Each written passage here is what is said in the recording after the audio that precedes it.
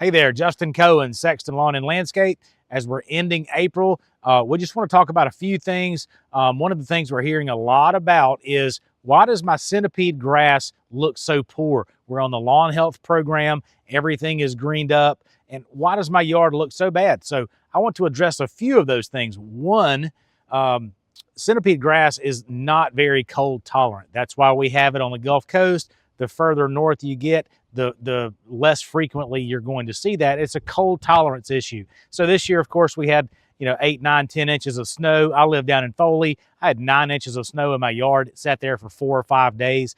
My centipede really took a beating. I don't have weeds in it, but I do have bare spots, thin spots, and it's really just a product of cold damage. You can see over my shoulder, there's an example of a really poor centipede lawn. They look like they do have a lawn health program. The yard right over here next to me, you can tell, you see a lot of weeds and growth in there. They probably are not on a lawn health program. And then this is one of our customers that is on a lawn health program. And as you can see, the grass doesn't look great. You don't see a lot of weeds in it, but there are some thinning areas, some areas that just don't look good. And that's got a lot to do with, one, those cold temperatures really hit that stuff hard. Secondly, we're in about the 3rd week of a major drought. So we got a lot of rain early in the season, and then it kind of dried up. And then the last thing that is impacting our centipede right now is we got warm-ish. We started getting up into the 70s, but then we had cool nights. So what happens, that grass begins to wake up, puts on a little bit of green color. We all get excited because we're tired of looking at brown lawns.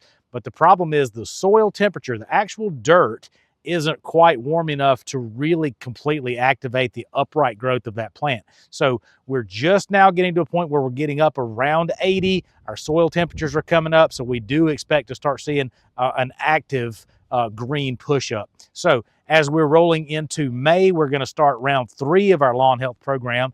Lawn 3 is going to be a fertilizer, an insecticide, and a herbicide to fight those weeds. So if you have centipede, like most of our clients do, that fertilizer is going to be really low in nitrogen.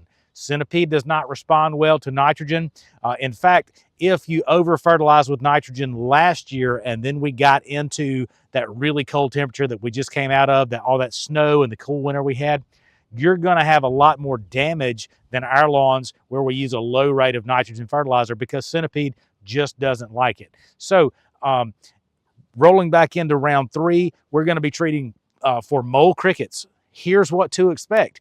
When we spray the mole crickets, we're not attacking those adult mole crickets. They're almost impossible for us to chemically treat and kill. What we're attacking are the nymphs, the babies that are still in the ground that have been laid by last year's population.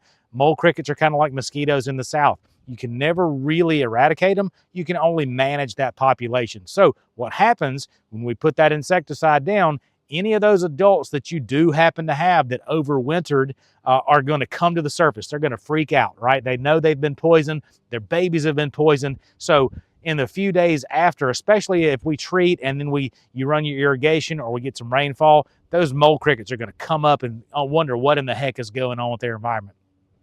Secondly, we're going to put out the fertilizer. We talked about that. Don't expect a big, fast green up. We're using low nitrogen.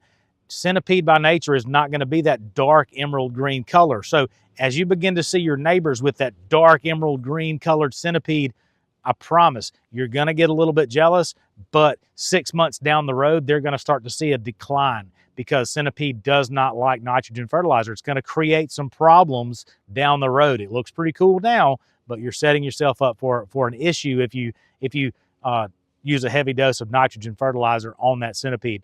Lastly, we're going to be putting out post-emergent herbicides. So any weeds that happen to have come up in some of the thinning areas, maybe from that winter damage, or maybe there were a few seeds that overwintered in your soil, as they emerge, we're going to get those sprayed in this next round. Be aware, it's not really hot yet. Our chemicals generally are going to take 10 to 14 days for a kill. So if we were to spray this lawn today, we're in the middle of May before we really have a good total result.